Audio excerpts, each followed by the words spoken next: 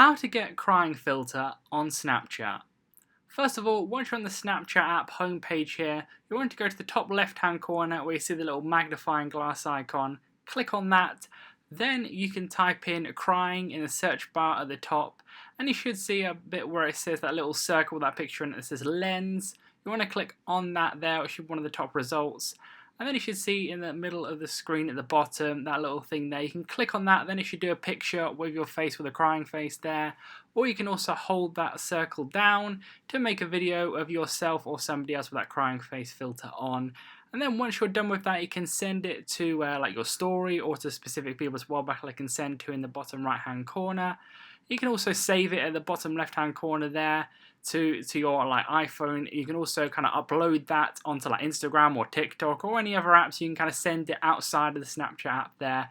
So if you're going to do any of these things, leave a like on the video and subscribe for more helpful tips.